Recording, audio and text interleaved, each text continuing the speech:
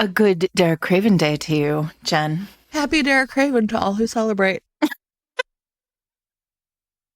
It's Derek Craven Day, everybody. Our favorite holiday. Our Yes. favorite day of the year. A day when we don't have to give anybody a present. We don't have to cook a fancy meal. No. And we can just celebrate by laying in bed and reading the greatest romance novel of all time. Listen, dream your dreams, everyone. You too could be from small Greenwood Corners and save a man in the rookery. Never give another thought. Man. Never give another thought to that killing you did. It's a great time. Was had by all. Welcome, everyone, to Fated Mates. I'm Sarah McLean. I read romance novels and I write them. And I'm Jennifer Prokop, a romance reader and editor. And this is like a 20 minutes on... A Taste of Craven. A Taste of Craven is what we're calling this, yeah. So, should we explain for new people? Yeah, sure. Is that me? That's you. That's me prompting you, my friend. Okay. What happened February 4th? Because it's Tuesday, everyone. So people who don't know that it's Derek Craven Day are like, what's happening? I thought they came out on Wednesdays. And guess what? You get 2 episodes this week. Because tomorrow, we have a whole episode for you. So what happened is like, and this was on Twitter. What happened is, this was all on Twitter. Mm-hmm. Basically, like, you and I discovered that before the podcast. Yeah, existed. right. Talked about Derek Craven. And then at some point later, we talked about him again. And I realized that both days that this happened, it was February 4th. And I was like... You were like, I think it's a holiday. It's just like meant to be. Derek Craven Day. February 4th is Derek Craven Day. So now it is the most excellent holiday celebrating romance in the month of February. Sure. Of course. And it got really exciting because when we discovered that February 4th was Derek Craven Day, we were like, okay, it revealed itself to us. This is happening. And then we had a Derek Craven Day episode where we talked about Derek Craven and Dreaming of You. Derek Craven is the hero of a book by Lisa Kleypas called Dreaming of You. Come on. Everybody knows that. I mean, everybody knows that, right? And so we talked about Dreaming of You. And then the next year, we've had Kate Claiborne on to talk about Derek Craven. Which, by the way, everybody is still so funny to me. And it was during the pandemic. And we asked people to write in, like, would Derek Craven... And it was just like, would Derek Craven vote for a fascist, for example? Derek Craven would never. Right? But it was honestly like the funniest episode. I still sometimes listen to it and I like laugh my ass off. So we've had some good ones. You can find all of the Derek Craven Day episodes at Fated Mates. Oh, no, wait a second. I'm being rickrolled by Derek Craven. Derek Craven would never rickroll. No, it's... Derek Craven simply does not admit that Rick Astley exists. Come on. There are so many, except it says Derek Craven would never give you up. Okay. Wait, I take it all back. Because Eric, listen. Because Eric also thinks this is ridiculous, but he does allow us to have our fun times. And he plays into those fun times by making us the goofiest images and videos, etc. Remember the year of That's So Craven instead of That's So Raven? One of my personal favorites. Yeah. I'm trying to find if you search, if you go to fatedmates.net/Derek Craven would never, you will be rickrolled. I'm not even sad about it. So heads up on that. But there's that's so Derek Craven. All right, wait, I found it. It's okay. Fatedmates.net/Derek-Craven-Day. The dashes are important. And then you will find, there is no page on the Fated Mates website that is better formatted or put together or visually exciting than this one, where you can find all of our Derek Craven Day content, including, like, we did last year's Derek Craven Day was an episode with Sanj. That was a really good one. Where we discussed the full spectrum of Lisa Kleypas heroes and their essentially like how they can all be sorted into specific groups. That's a fun one. We had, like Jen said, we had one with Kate Claiborne where we just talked about what Derek Craven would and would not do. And then there are charts. I forgot about this. Down the page, you will find a plethora of like, double blind study on Derek. For example, we asked you to tell us what Derek Craven would and would not do. Would Derek Craven buy you tampons? Would Derek Craven shout, "I object" at a wedding? Would Derek Craven let out a breath he didn't know he was holding?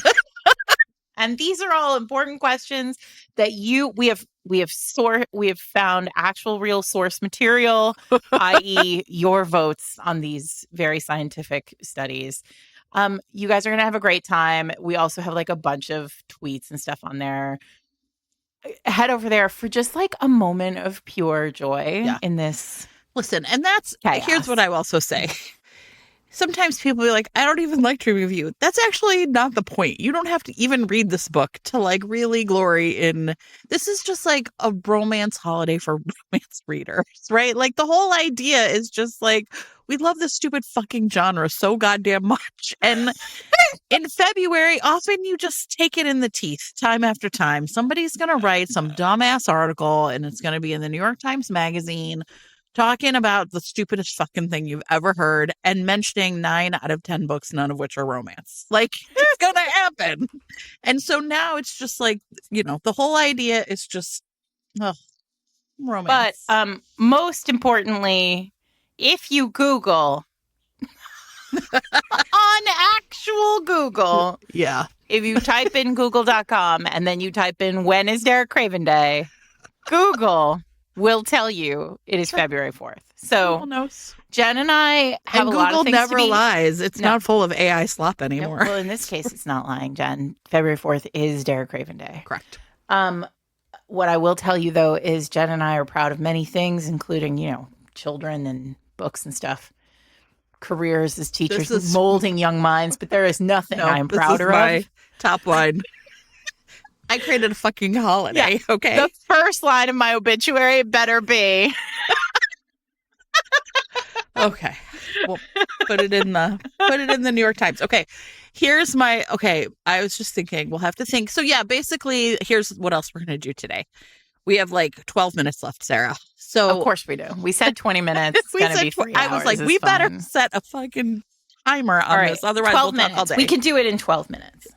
It took me 12 minutes to read it. So we, at some point, Sarah, I think on Instagram did like sort of a little close read of just like the first couple sentences of Dreaming of You. And the first page, like, this is really interesting. So we thought we would do a little bit of like close read of chapter 1, which is a long chapter. It is. Well, because it's an old book. Yes, right? Exactly. And there's a couple other things here that are kind of have fallen out of favor, right? Like we get lots of switching back and forth between Derek and Sarah's point of view. We even get a little glimpse of like what Derek's factotum Worthy's is in thinking. There, Joyce is in there, Matilda's in there. Literally everything's in there. Yeah. There's talk about a book. Here's a book, and I said this on Instagram last Derek Craven Day. I posted a like little essay about the first page of Derek Craven of Dreaming of You. And what I said there is like, truly, I cannot think of another romance novel that starts in this exact perfect place. Yeah. Like the very first line of this book, the lone figure of a woman stood in the shadows. Like there she is, right? There's Sarah. You're in Derek's point of view. Yeah. Like he sees her in the shadows of like his space. He then like describes the rookery in one paragraph, like explaining all the ways that this is a terribly dangerous place for her, for a lone woman to be in the shadows. Yeah. And then he basically and then the narrator says the gentlemanly thing to do would be to go to her, inquire about her well-being, express concern for her safety. And then the next line, which is when you turn the page in the paper book, if you turn the page, it it's the first line of the second page, and it says, "But he was no gentleman. Derek turned away, striding across the broken pavement." But and he you're was like, no gentleman. this man is about to have his whole world turned upside down.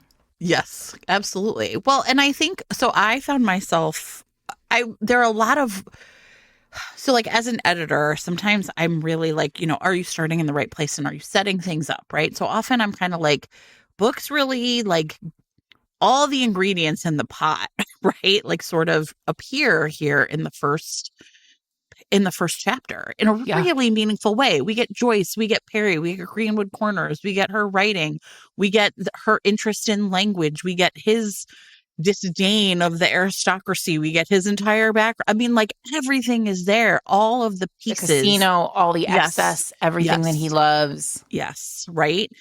And I think the other thing that's really interesting is I mean, like, it really is perfect. But there was this one sentence along with Derek Craven was no gentleman. Is Worthy says that he is by far the most complicated individual I've ever met. Which I was like, And then the other thing that I thought was really interesting was is the part where Worthy says, where she asked, what does he ultimately want? Oh, yes. Because that is awesome. So we're in, so of course, Derek has been stabbed or sliced, marked. Sarah has killed a man, but like she's fine with it. Don't worry about it. Yeah, doesn't matter. And literally, you guys, it's actually like, shocking. Immediately, she's like, but do you think I could like interview people at the casino about the language they use? I was like, wait, what happened to that dead man? No, doesn't matter. No, it's fine. Don't worry about it. And then she's talking to Worthy, and Worthy feels like this is where we start to see like there's this great there are these great moments in Lord of Scoundrels too that are my favorite moments where we actually see the evolution of the hero of Lord of Scoundrels. We only fully understand how he is evolving because we are seeing him through a third party, right? Yeah. And that's what's happening here. Like we talk to Worthy, and Worthy loves Derek. Like is clearly like devoted to him. Like, cares very much about Derek's well-being and Derek thriving, right? As a factotum. And so he says, okay, Sarah, as to repay you this debt, which Derek is not interested in repaying. Like he's basically like, give her cash and send her on money and send her away. Yeah. And she's like, no, I don't want that. I want to interview you. And Derek's like, fuck off, lady. Like, I'm not, we're not doing that. And then Worthy's like, okay, well, you can interview me. I will talk to you. And you can come back tomorrow and you can meet all the women who work here at the club. And you can talk to anybody who works here, but you cannot talk to Derek Craven. Like, and so she asks him a bunch of questions about Derek, and we learn about like him being born in a drain pipe and him like growing up on the streets, and he was a chimney sweep, and then he was a thief, and then he was a this, and he was a that. And there were these mystery years, and what was he doing during those years? Worthy doesn't know. But Joyce knows, but right? Joyce knows, and we find out right away, which I had forgotten. Like, I've read this book 12 million times, but I had forgotten. And then she says, okay, but what is his goal? What does he ultimately want? Yes, and I love this. Worthy smiles and says, I can tell you in a word, more. He's never satisfied. I know. And it's like a real challenge accepted moment. Oh, like, correct. Right. We are there it is. I talk all the time in my classes about like, there has to be something on the line for these characters so that at the end we can see them choose love over this thing that is all they want. Right. And in this case, like Derek is going to have to choose love over more. Over more. Right. He has to be satisfied. He has to be willing to give away. Right. Everything. Yeah, and it's all right there. I think the other thing that was really interesting in this section is I was really struck by how many times in this chapter Sarah is described using the language of prey. Her heart is racing like a rabbit. He calls her a little mouse, right? So many times as compared to, and I don't love this, but it was really interesting to see it. is compared to Joyce, who he actually, I think, literally uses the word like predator to describe her. Mm-hmm. And so it was really interesting to see, again, like the difference between, and he describes himself that way too, right? When he thinks about Joyce, he thinks they were quite a pair. He thought grimly, both of them existing only to satisfy their own needs, Mm-hmm. right? As opposed to Sarah, who instantaneously in every way has shown that she actually has her own interests, but she doesn't have her own needs. And her saving Derek is really completely like, he says, like, why don't you just leave me there? And she's like, I never could have done that. Like, no what one, are you talking about? She frames it as like no one ever would. No one could. And he's like, and here's the thing: we've literally seen him leave her. Right. Like we see him leave her in the first page. Yes. This is not a hero from page 1. Right. Right. But then there's this other great moment where she takes him back. So he's bleeding and like he's been beaten up, and she takes him back to Craven's, the club. And they get in, and he like barks at a servant, and like the servant goes to get Worthy because because Worthy can handle things. And then he's basically like, I have to get upstairs. Like I'm gonna pass out. And so they're climbing the stairs, and she says, "If you like, we have to wait. If you fall, like I can't help you. Like we need to wait for somebody strong to assist you." And he says, "You're strong. Yeah, you're strong enough. You're strong enough." Right. And there it is, page whatever 10 of this book, and like he's already like she's strong. She's a heroine. Right. The other thing I really was like, look at this woman dragging us to hell and back already right here on page 7 or something, which is she's talking about Matilda. She's thinking about Matilda, which is the book that she's written. And it's an ongoing sort of gag in the book that everyone thinks Matilda is real, right? And no matter how many times Sarah says she's not, they don't believe her. And there is this sentence where I was like, Lisa Kleypas, you've got my number, right? People tended to discuss the character of Matilda as if she were a real person, seeming to enjoy endless debates concerning the novel's conclusion. It was like, this is me and Sarah talking about this book ad nauseum. So my other thought, like upon reading this, is how much the book, even from the very first chapter, is interrogating the question of like what it means to tell a good story, right? Like what it means to like craft a story, not only like that other people will believe, but also like craft a story about who you are yourself, right?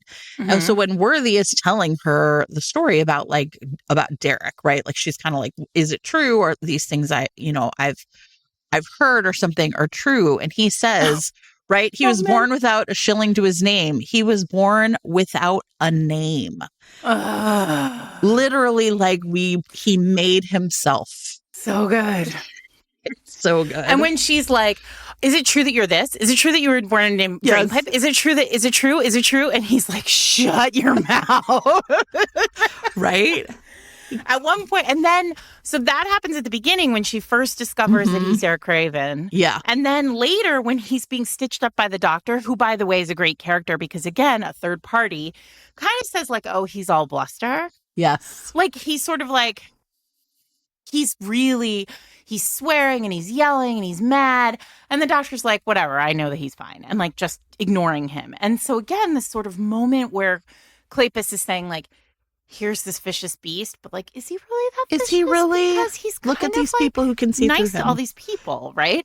Or none of these people seem to dislike him. They don't seem to mind him. So anyway, during that moment though, she's like, there's this sort of like, maybe the lady should leave the room. Yeah. And Sarah goes, would you like me to leave the room? And he's like, what do I care? Stay. Flap your gums. And then she's like, let me write that down. Like his little, because she loves slang and she loves the way people talk, right? That's like how she makes her book seem so real. Like the proposition happening. Yeah, exactly. Except I think the proposition came after, so. Right. The thing I also really noticed, there's like another line I really noticed, which is, so after she picks him up, right? And he's like, get me back to Craven's. It's not that far. And she's like kind of chattering at him, right? It says, blindly he followed the talkative little stranger and hoped to God she was leading him in the right direction. I marked that too. It's beautiful. Right? It was the closest to praying he'd ever come. And of course, she is going to lead him in the right direction, the direction of love. Anyway, that was the Taste of Craven. That's the first chapter of Lisa Kleypas's Dreaming of You. And I wanted to just point out that that when we came up with this idea, my instant thought was about this book group in Cambridge, Massachusetts. Do you know about this, Jen? No. They took 22 years to read Finnegan's Wake. Oh, sure. Yeah. And because they read a page a day, every time they met, they read like a page.